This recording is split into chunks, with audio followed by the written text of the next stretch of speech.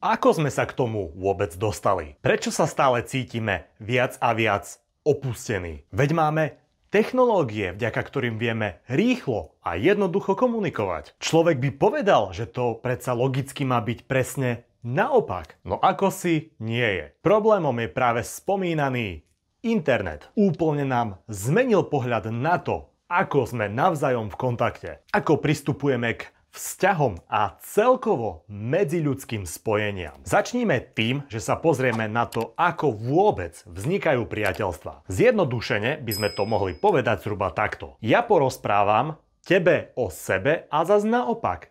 Ty porozprávaš o sebe mne. Vypočujeme si jeden druhého ako chlapi a je to. Takto vzniká medziľudské spojenie. Lenže má to celé jeden háčik. Na to, aby toto spojenie fungovalo, musí byť v prvom rade zapojená duchaprítomnosť a pozornosť. A práve tu prichádza na scénu spomínaný internet. Stali sa z nás akísi konzumenti rýchleho dopamínu. Stále scrollujeme cez stupídne, zábavné videá. Prípadne si pozrieme niečo ostrejšie a teda cítime sa spokojne. Lenže ako rýchlo ten dobrý pocit príde, tak rýchlo aj odíde. A potom celý cyklus opakujeme znova a znova. Čo ti to len pripomína?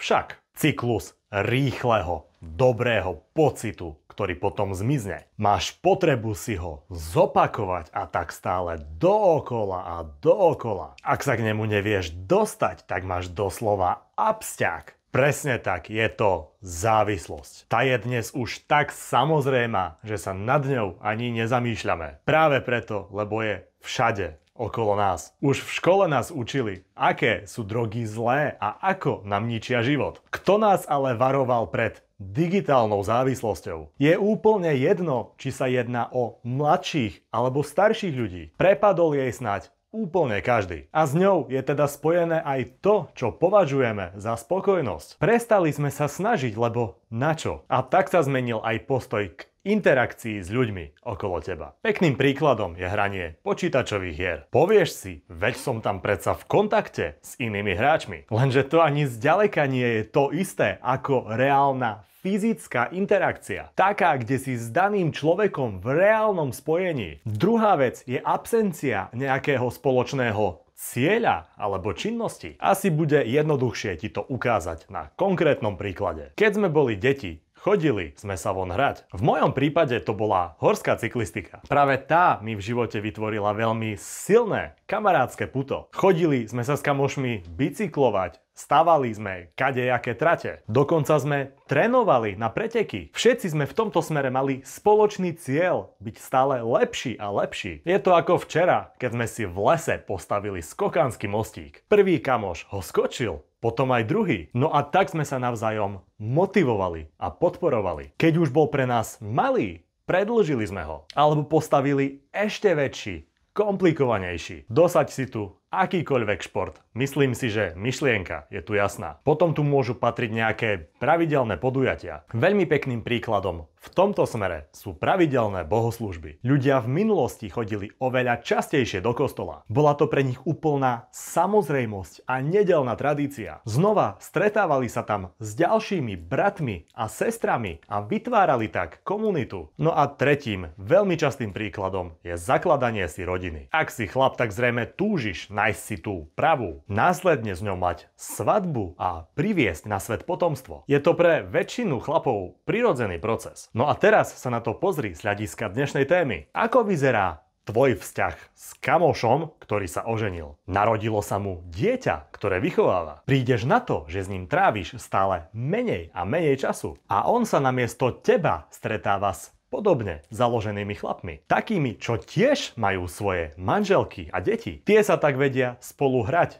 Dievčatá kecajú o svojom a chlapi tiež o svojom. Ty by si pri nich pripadal ako tretie koleso na voze. Opäť cítiš sa len a len viac opustene. No a štvrtým klincom do rakvy je home office. Ak robíš len z domu a nestretávaš sa ani s kolegami, je to ešte horšie. Ja viem, kolegovia sú kolegovia. No aj to je istá forma socializácie. Nechcem sa opakovať, no už som ti to párkrát spomenul. Keď som robil v Mekáči, vybudoval som si tam nádherné priateľstvá, ktoré plus minus trvajú až dodnes. Teraz už vieš, čo sa v dnešnej dobe deje. Chlapi sú naozaj stále viac a viac opustení. Priznajme si to. Je to realita. A tým nemyslím to, že si s niekým dennodenne posieláš memečka. Narážam na skutočné, živé kamarátstva. Také, že keď niekomu zavoláš o polnoci, že máš problém, zdvihne ti. Potrebujeme viac reálneho kontaktu. Ako ho však dosiahnuť? To je otázka. Základom je eliminácia vecí, ktoré ťa od okolitého sveta separujú. Možno sú to obyčajné slúchadlá v posilňovni. Taká jednoduchá a banálna vec, ktorá pritom vysiela jasný signál. Mám uši zapchaté, nehovorte na mňa. A takisto opačne, keď ich máš, bráni ti to vnímať, čo sa okolo teba deje. Druhou vecou je ten dookola spomínaný internet. Vyvoláva v tebe